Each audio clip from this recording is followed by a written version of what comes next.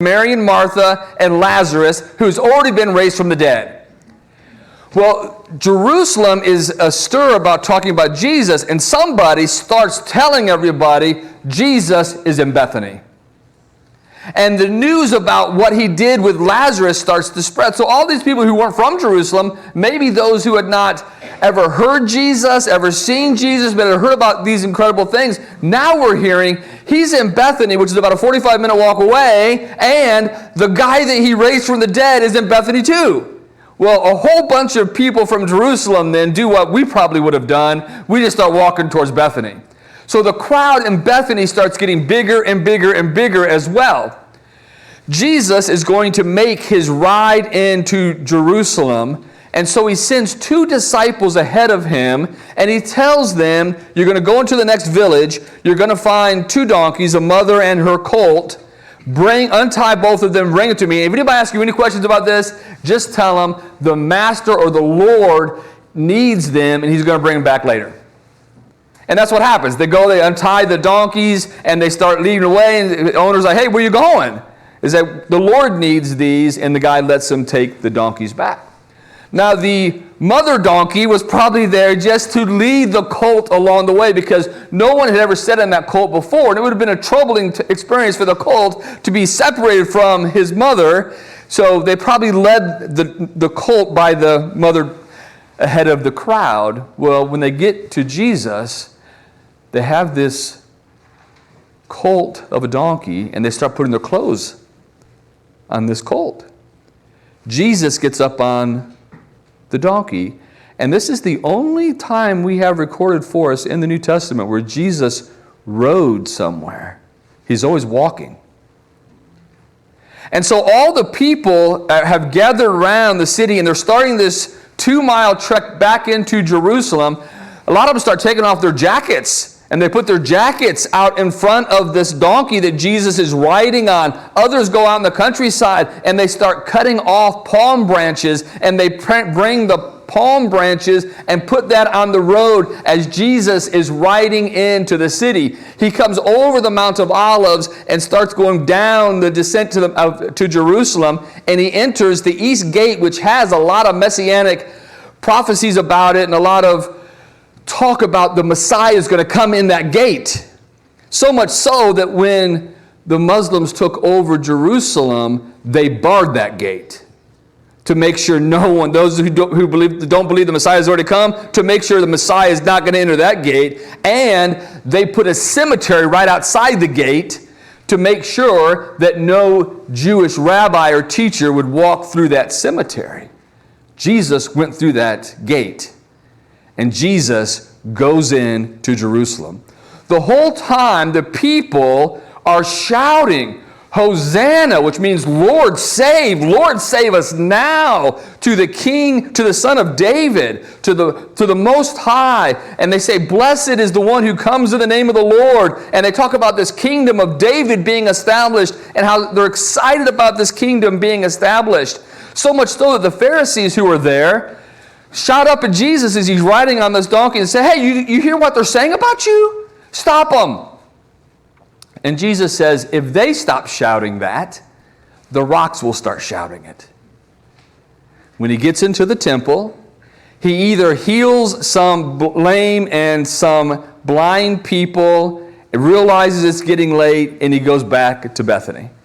So it seems like if you followed that whole scenario through, it looks like that was a whole lot of pomp and circumstance just to get to the temple and look around and say, I'll come back tomorrow and go back to Bethany. Now Luke records for us that entire week Jesus is spending the night in Bethany, and he's coming back into the city every day.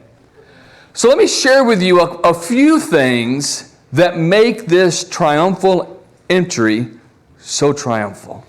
First of all, I'd like to suggest this is God himself declaring that Jesus is the Messiah and the King. So God had written about this through the prophet Zechariah years ago. So I invited you to Luke, but now I want you to go to Zechariah chapter 9 and verse 9. Zechariah chapter 9 and verse 9, where Zechariah is going to prophesy that the Messiah or the King is going to be riding on a colt. Zechariah chapter 9 and verse 9, it says, "Rejoice greatly, O daughter of Zion. Shout, O daughter of Jerusalem. Behold, your king is coming to you. He is just and having salvation, lowly and riding in a donkey, a colt, the foal of a donkey." So here you have God is saying to the whole world, at least those who have assembled there along the trek from Bethany to Jerusalem, he's saying, this is the Messiah. This is the King. So much so that in Luke chapter 19, when all the people are crying out to him, the Pharisees are saying, "Stop them now, make them shut up." It says in Luke chapter 19 and verse 39, "Teacher, rebuke your disciples." But he answered and said to them, "I tell you that even if these should keep silent, the stones would immediately cry out." God was in charge. Amen. And even though he used the people to declare this message that this was the King, this was the Messiah, and he was fulfilling the prophecy that his prophet had made all those years ago, he could have used the rocks to prove this point. And so God was saying to the world, this is the King of Israel. This is my Messiah. And what a powerful message this had to be for the first century evangelists when they're trying to convince people later that Jesus is the Messiah. They can go to the passage in Zechariah and they have all these witnesses that line the streets and put the palm leaves down and put their coats on the ground to say, yeah, that really happened, just like the prophet said it was. So the first significant thing about this is that this was God's declaration that Jesus is the King. Amen. Second, Jesus was declaring himself that he is the King. Now that's significant because Jesus had been asked many times in his life who he was. And sometimes he didn't answer, sometimes he answered indirectly.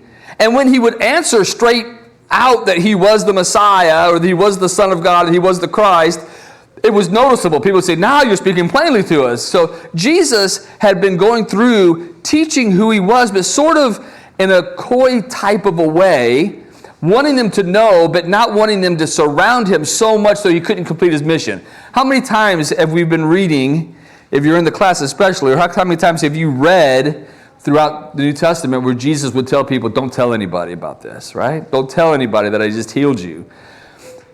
He had a mission he had to accomplish. He had to train his apostles, and the people would interfere with that by their coming to him over and over and over again. He couldn't find any privacy. This time it's Jesus saying, I'm answering this question, who I am, and I'm answering not in word only, I'm answering it by riding on this donkey and coming into Jerusalem just like I was supposed to. And Jesus wanted the world to know that although he hasn't been as bold in proclaiming who he was at times, he was proud of who he was, and he was saying to the world, I am the King.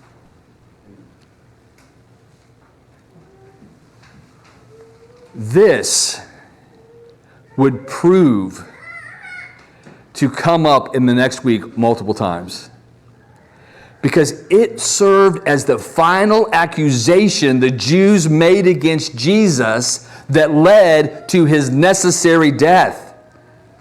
It was the final charge. Look at John chapter 19. And I will encourage you, we're going to read some John chapter 19 passages. If you're looking for a chapter to read as we pass the emblems, John chapter 19 will be a great chapter for you to focus your attention on.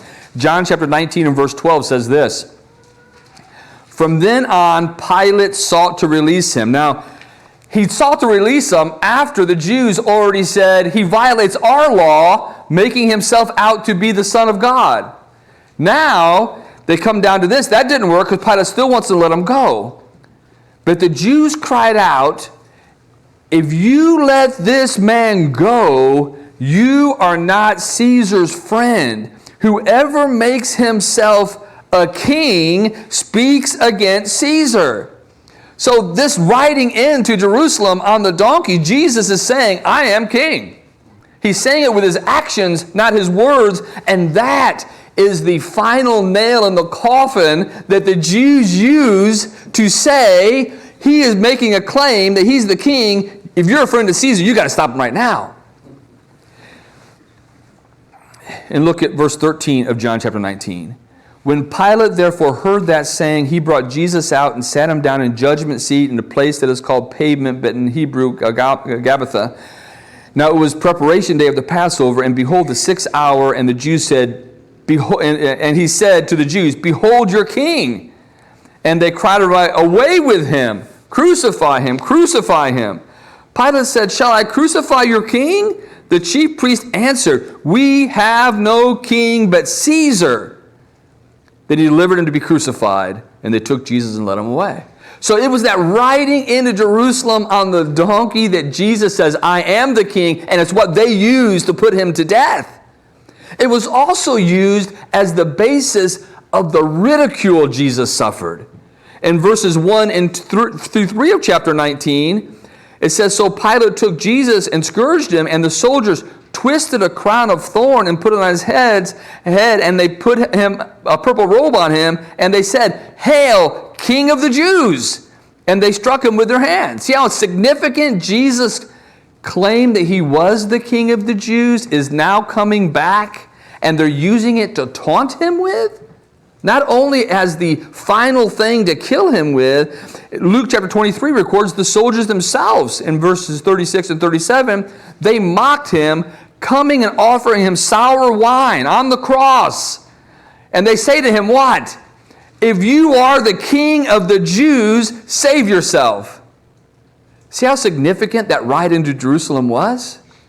Jesus says, I am the king of the Jews. And they use that over and over and over, not only to crucify him, but to taunt him and to humiliate him as well. Pilate even asked Jesus in John chapter 19, are you the king of the Jews? That title was put up above Jesus, right? This is the King of the Jews. And it was written in multiple languages so everybody would know the taunt there, the accusation and the crime that he had committed. That was what was significant about him riding in on that donkey. But another thing that is significant, not only is God declaring him king, Jesus is declaring himself as king, and that turns to be the basis for which he is crucified and taunted. God and Jesus are actually doing this before the final victory. That is amazing. Usually, these triumphal entries were done going back home with the spoils of your victory. In other words, they ride back into Rome and they're bringing the people that they have captured with them. They've already had the battle. They've already won the battle, and they're bringing their enemies back defeated. It is so certain. From the day God announced it in the Garden of Eden that there was going to be a seed of woman that was going to rise up and bruise the devil's heel, it was certain that it was going to happen. So Jesus and God could have this triumphal entry into Jerusalem before Satan was defeated at the resurrection, because they knew it was going to happen. That amazes me about this. It wasn't something that they had to wait and see what was going to happen next. God knew what was going to happen next. He knew he was going to be victorious. He knew Jesus was going to raise. And we at least alluded to this here not too long ago, that maybe the real triumphal entry was after the ascension, when Jesus goes back into heaven, totally victorious over the devil and all the angels and the spiritual beings, recognizing him as he sits back at the right hand of the Son of God. Another thing that I just want you to think about as we continue to remember Jesus this morning. Riding on the donkey was a peaceful move. Jesus wasn't coming on the horse to destroy people. This was his sign of peace coming into Jerusalem, that I come in peace to make peace, not between you and Rome. I'm coming to Jerusalem to make peace between you and God. After this triumphal entry, Jesus is going to establish this memorial. And for thousands of years, Christians in situations like today celebrate the humble king. One guy says this wasn't the triumphal entry, this was the humble entry. And we've talked about Philippians chapter 2, how Jesus humbled himself, right? Somebody who is not humble doesn't make this the memorial. They make it something a lot bigger than this. But our humble Savior uses these humble items, and he calls humble people that recognize who he is together every first day of the week to remember him. And we're blessed to do that this morning.